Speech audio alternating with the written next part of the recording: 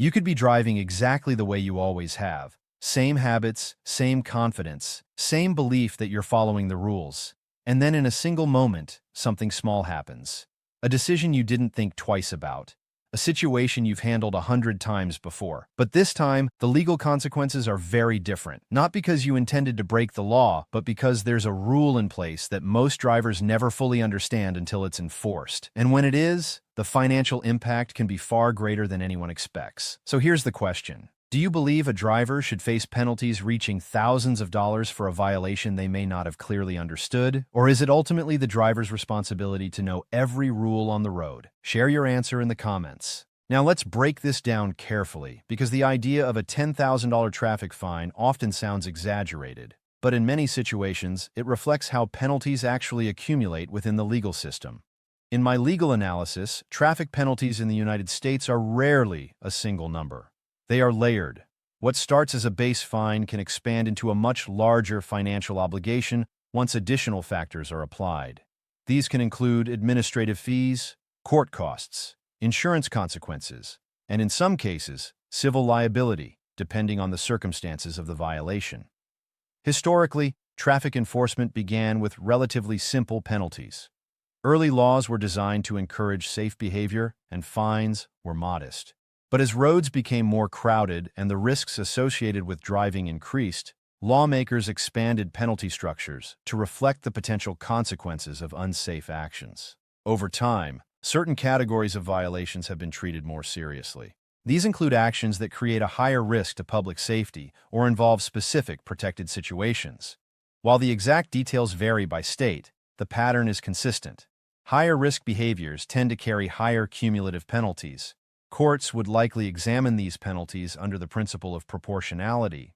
That means the penalty must be reasonably related to the severity or risk of the conduct being regulated. However, courts generally give states wide discretion in determining how to structure those penalties. Now let's bring in the constitutional framework, because many people assume there are strict limits on how large these fines can be. The reality is more nuanced. Driving is considered a regulated privilege rather than a fundamental constitutional right. Because of that, states have broad authority to impose conditions, requirements, and penalties as long as they are grounded in legitimate public safety concerns. The Fourth Amendment becomes relevant when enforcement involves a traffic stop.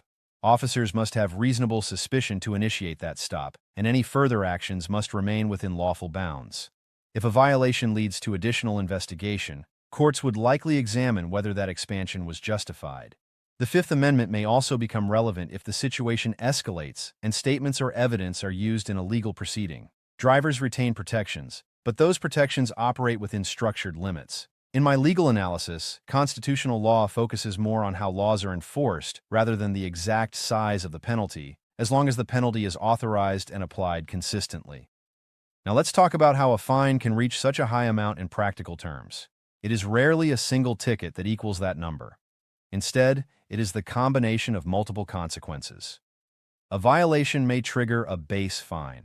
That fine may increase depending on where the violation occurred or how it was classified. Additional administrative costs may be added. Insurance premiums may rise significantly over time. And if the situation involves damage or liability, further financial obligations may follow. When all of these factors are combined, the total financial impact can become substantial. Supporters of these penalty structures argue that they serve an important purpose. Higher consequences can act as a deterrent, encouraging drivers to be more cautious and reducing risky behavior on the road. From this perspective, the goal is prevention rather than punishment. Critics, however, often question whether these penalties are always clearly communicated or proportionate in every situation. They argue that when laws become too complex or consequences are not widely understood, it can create confusion rather than compliance. Courts would likely focus on whether the law is clearly written and fairly applied, rather than how well known it is among the general public.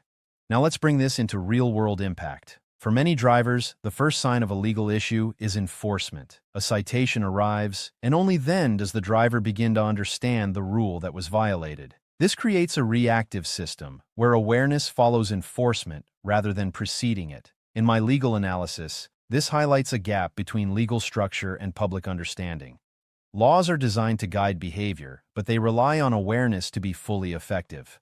The practical consequences go beyond the immediate fine. Insurance adjustments can last for years. A single violation can change how a driver is classified by insurers. In some cases, repeated issues can lead to additional restrictions or administrative consequences. What seems like a one-time event can have a lasting impact.